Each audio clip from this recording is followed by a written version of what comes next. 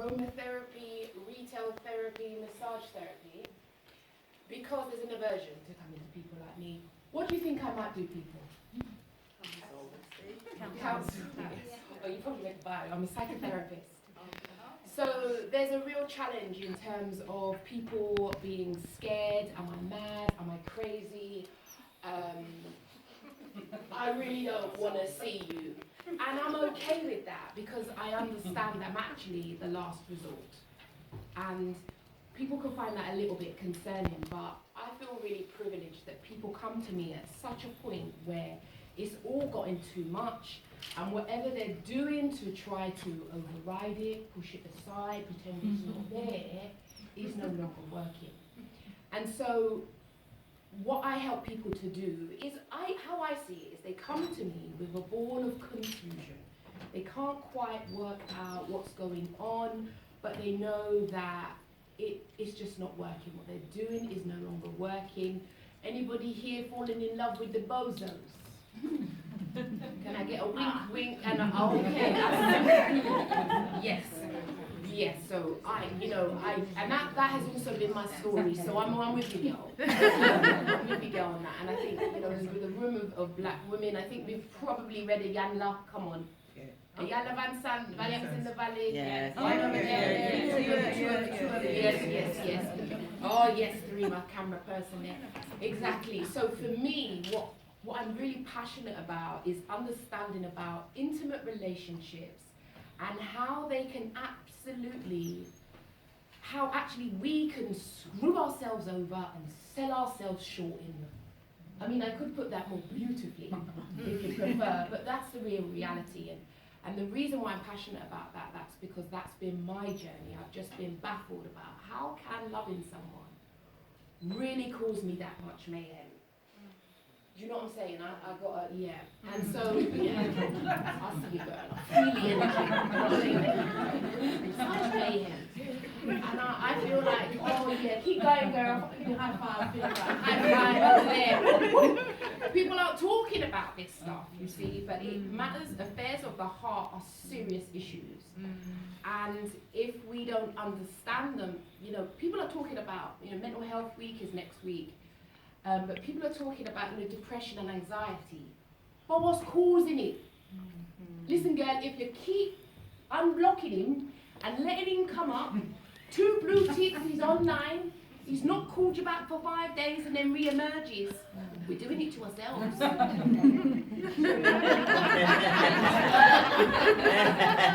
like it. Block him, and then you don't block him, you delete him. You're doing it to yourself, then you go to doctors and lock him. But you ain't deleted him, girl. Did your doctor ask you if you deleted him? I don't know. So maybe people say I read too many books, but I don't know. That's what I noticed. That actually, so I'm very. Oh, you're still giggling. So actually, I'm very much passionate about helping people to understand the confusion, and I try to make it relatable, because when I was at my point, if somebody would have come to me with big theories about Freud and the Oedipus complex, I'd have been like, what's going on here? What's going on here? However, no one's going to admit it, but give me a wink if you've got daddy issues.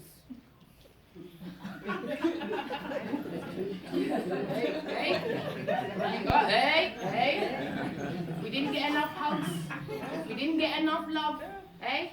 If they said they'd turn up, anybody did the thing waiting by the window when he said he was coming and he didn't come? Anybody here? Was it just me? Maybe that was just for me. But this stuff impacts upon us, and it shapes the intimate relationships that we go into. And ladies, if we are not woke about that, then we are going to do ourselves a serious disservice. And a lot of people are banging down doctors' doors, but we really need to check. And I'm a big fan of check your phone. Your phone is with you all the time. Your biggest problems is usually on your missed calls. I know you don't know about all these modern day with these dating stuff, but it's gone to another levels. People accepting this hookup culture. What do they call it? Friends with benefits. Where they put on their trousers and leave. It's not nice. it's not nice for people, but people are settling for crumbs, and naturally that's going to have an impact on their well-being and self-esteem. And I just help people to see how they sell themselves short and sell themselves over. And so that's been my own journey. So I feel like one of the very privileged few who actually, I got a buy one, get one. I sort of sorted myself out, and I thought, wow, I'll get a career out of this as well. I can help others. And so I'm really, really privileged that that's what I do today, because every guy who tries to win my affections becomes material.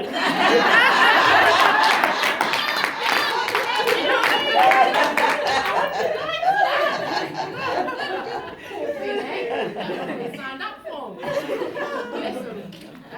So, I'm from in terms of diversity, we often talk about the kind of headline issues, but I'm really interested in class diversity as someone who's from a council estate. Any council estate kids here? Okay. Oh, yes, yeah. When you ran out of sugar, where did you go? Next door. That's right. Yeah, next door. Didn't go to the shops. Living in the suburbs now, you got to go to the shops. I used to always not beg. So I'm really interested in that, because I think in terms of you guys were talking about imposter syndrome, there's definitely an inferiority complex that I have to be very aware of, because it's really real. And I'm moving into this field of being a professional, and I have to talk in a certain way, but your mother tongue, you upset you, it just comes back, doesn't it? Oh, let me hold it down. I'm very cross about that. So for me, I think my career transition has been really tricky trying to navigate, those worlds. I'm also mixed. I have a white parent, so I have a white dad.